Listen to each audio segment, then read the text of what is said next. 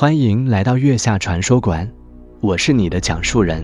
在这里，我们将一起探索那些神秘的都市传说。今晚的故事，准备好了吗？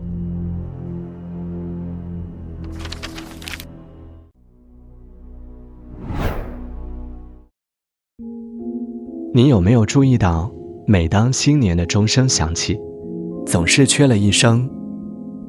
在小镇沃尔登，许多人发现新年钟声似乎从未完整过。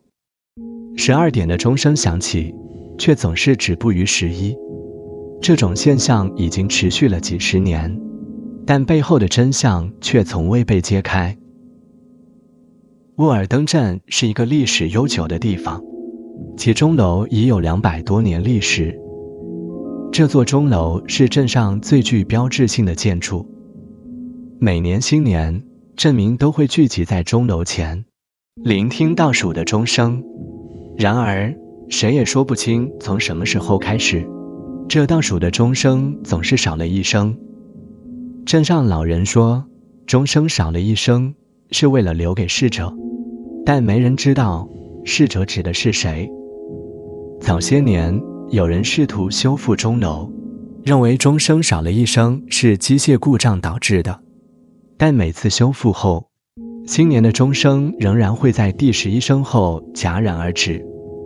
更诡异的是，午夜过后，总有一个名字会出现在钟楼的木门上，就像被火烧过的痕迹。镇上的年轻记者艾琳对这个传说非常感兴趣，她决定在新年前夜调查此事。午夜的钟声敲响时，她站在钟楼内，透过窗户观察着聚集的人群。钟声响起的那一刻，他突然感到一阵刺骨的寒意，仿佛空气被冻住了。当第11声钟声敲响时，他听见一声微弱的叹息。转过身，他惊恐地发现墙上浮现出一个模糊的字迹，像是被无形的手指刻下的名字：玛丽克罗斯。第二天，他查阅了镇上的档案，发现玛丽是一个在20年前失踪的女孩，失踪的日期恰好是新年夜。艾琳还采访了一位自称目睹过第12声钟声的老人。老人说，某一年他喝醉了，留在钟楼附近没走。午夜过后，他听见一声低沉而孤独的钟声，伴随着一个女孩的哭泣声。他顺着声音寻找，却只看到一个模糊的影子消失在黑暗中。传说可以追溯到100年前，据说钟楼的建造者埃尔顿曾经为了建造这座钟楼，答应过一个契约。他承诺每年新年最后一声钟声的归属权不属于人类，而是属于另一方。没人知道这个契约的具体内容，但自那以后，钟声就总是缺了一声。更为离奇的是，埃尔顿建造钟楼后不久便失踪了，连带着他的所有记录。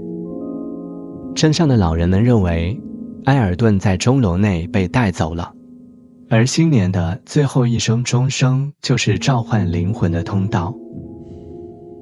故事还未结束，艾琳在钟楼的调查让她开始做梦。梦中，她总能听见隐约的钟声和哭泣声。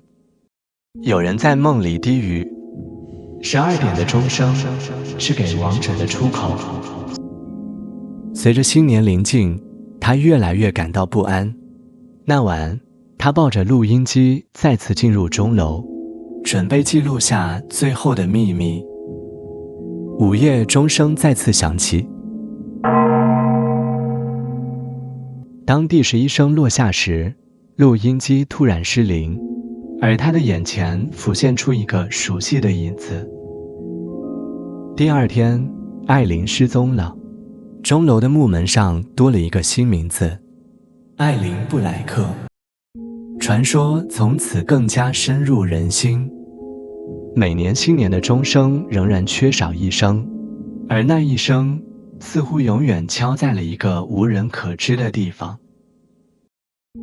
如果你听到第12声钟声，你会选择离开，还是尝试解开这个100年的谜团？